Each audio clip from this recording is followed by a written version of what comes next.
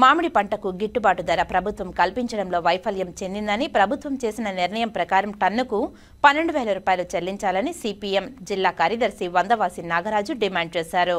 బుధవారం మామిడి రైతుల సమస్యలపై పుత్తూరు ప్రాంతంలో సిపిఎం ఏపీ రైతు సంఘం ప్రతినిధి బృందం పర్యటించి మామిడి రైతుల సమస్యలను తెలుసుకున్నారు.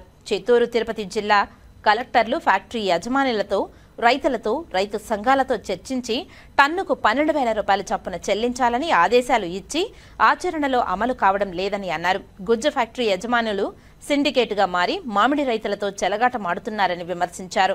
జిల్లాలో ఉన్న మామిడి రైతాంగాన్ని ప్రభుత్వం ఆదుకోవాలని, టీటీడీ కూడా మామిడి పంటను కొనుగోలు చేసే విధంగా తగు చర్యలు తీసుకోవాలని ప్రభుత్వాన్ని కోరారు.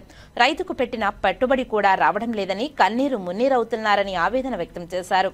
మామిడి రైతులకు సిపిఎం అండగా ఉంటుందని అన్నారు. ఏపీ రైతు సంఘం జిల్లా కార్యదర్శి పి హేమలత మాట్లాడుతూ, మామిడి రైతులను ప్రభుత్వం ఆదుకోకపోతే రైతులను సమీకరించి ప్రభుత్వం గిట్టుబాటు ధర కల్పించే వరకు ఆందోళన తప్పదని హెచ్చరించారు. నష్టపోయిన మామిడి రైతాంగాన్ని ఆదుకోవడం కోసం ప్రభుత్వం జోక్యం చేసుకోవాలని అన్నారు.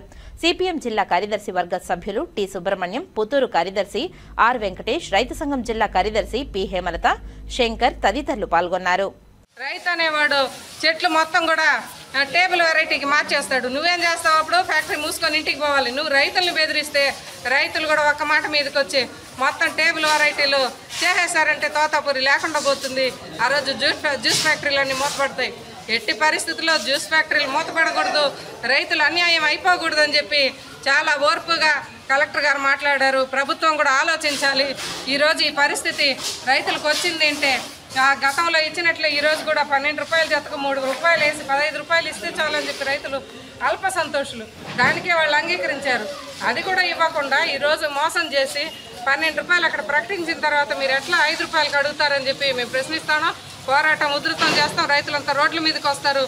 ఖచ్చితంగా యంత్రాంగాన్ని కదలనేమో, ప్రభుత్వాన్ని అయితేనేమి, అధికారులందరినీ కూడా నిలదీస్తాము. అదేవిధంగా రాజకీయ నాయకులందరూ ఎక్కడికక్కడ ఇంట్లో నుంచి బయటకు రాకుండా మేము అడ్డుకుంటామని చెప్పి ఈ సందర్భంగా హెచ్చరిస్తాము. ఈరోజు ఈ ప్రభుత్వం ఎందుకు ఈరోజు రైతుల పట్ల గట్టిగా అడగలేకపోతా ఉందని చెప్పేసి మామిడి రైతులు చాలా ఆవేదన చెందుతున్నారు. వెంటనే మేము సిపిఎం తరఫున వాటిని పరిశీలిస్తే వాళ్ళు కళ్ళనీళ్ళు పెట్టుకుంది ఒకటి, ఇంత కష్టపడి మేము రైతులు మేము ఏ రకంగా బతకాలని చెప్పేసి వాళ్ళు చెప్తున్నారు. మేము డిమాండ్ చేస్తున్నాం. ఈరోజు మిగతా రకాలు కూడా ఎవరు కూడా కనీసం దేనిస బాగా రేటు పలికేది 50 రూపాయల కేజీ, అట్ట పలికేది అది కూడా 20 రూపాయలకు కానీ వాని పరిస్థితి అనేది ఉందని చెప్పారు.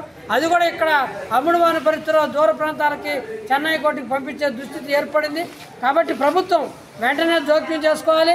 రైతులకి టాస్క్ ఫోర్స్ పెట్టి ప్రతి ఒక్క రైతుకి తోటాపూరి 12 రూపాయలు ఖచ్చితంగా కొనాలి. ప్రభుత్వం కూడా ఒక 5 రూపాయల 3 రూపాయల వాళ్ళకి వేసి ఇస్తే రైతు ఏదన్నా బాగుపడతాడు.